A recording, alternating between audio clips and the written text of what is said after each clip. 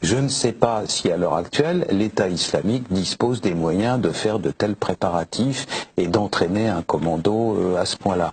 De toute manière, cette histoire d'État islamique, d'un bout à l'autre, elle est bizarre.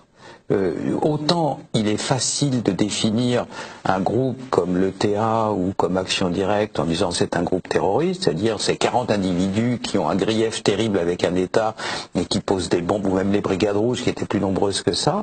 Vous avez des gens qui, pour une raison idéologique ou patriotique quelconque, veulent faire sécession, veulent la fin d'un État, etc. Auquel cas c'est simple à comprendre. Dans le cas de l'État islamique, on est loin de ça. Aucun groupe terroriste dans l'histoire de l'humanité n'a eu plus de chars d'assaut que l'armée française, ce qui est le cas. Je vous garantis que mes sources ne sauraient être meilleures pour vous dire ça.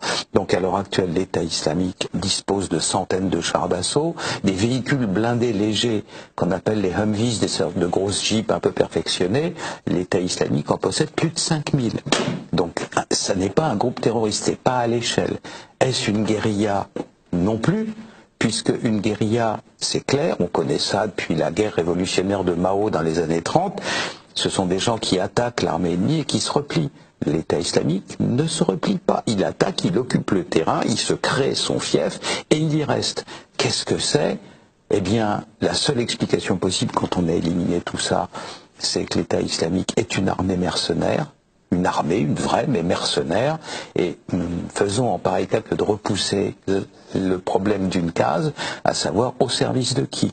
À l'heure actuelle, c'est tout sauf clair. Au service de qui est cette armée, pour le compte de qui frappe-t-elle? Tout ça est très bizarre. Rien ne colle, si vous voulez. Il y a des choses qui devraient coller les unes avec les autres, et quand on prend les différents morceaux du puzzle de l'État islamique, il n'y a rien qui en sort de très précis.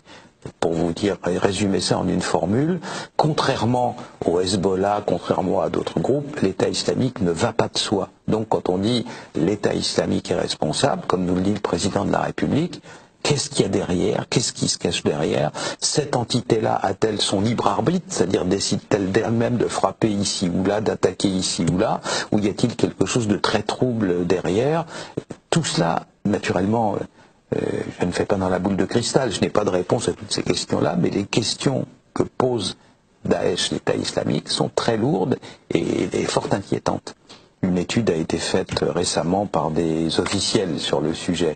Vous avez une organisation qui s'appelle l'État islamique, qui fait des signes dans toute sa propagande d'absolue dévotion à l'islam, et c'est pour l'islam et sa pureté qu'ils égorgent soi-disant les individus qui brûlent des enfants vivants, etc. Une analyse a été faite biographique extrêmement précise des 50 du sommet de l'État islamique. Il n'y a pas un seul islamiste parmi eux. Tous les gens qui sont, tous, sans exception, le Abu Machin al-Baghdadi étant un pur et simple leurre qui est là pour amuser la galerie, ceux qui dirigent vraiment, ceux dont on sait qu'ils échangent par voie électronique et donc ceux qu'on a pu repérer, les 50 du sommet, il n'y a pas un seul islamiste. Qu'est-ce que c'est que ce truc-là? C'est un peu Canada Dry quand même, ça ressemble à l'alcool, ça a le goût de l'alcool, mais c'est pas de l'alcool. Là, qu'est-ce que c'est qu'un islamiste? On le sait, c'est quelqu'un qui a combattu en Afghanistan, qui figure sur beaucoup de sites, qui est connu pour ça dans sa biographie.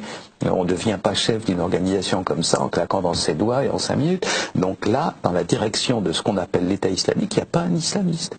C'est des gens qui, dans une phase antérieure de leur vie, étaient connus pour courir le guilledou, boire du pinard, voilà la situation.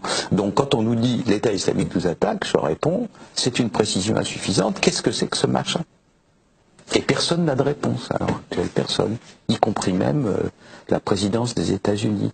Je vous signale qu'il n'y a pas si longtemps de ça, en décembre 2014, interrogé par le Congrès, vous savez qu'on ne peut pas mentir, on témoigne sous serment, le général commandant toutes les troupes américaines au Moyen-Orient, interrogé sur ce que c'est que l'État islamique, il répond au Congrès, nous ne comprenons même pas le concept. Voilà.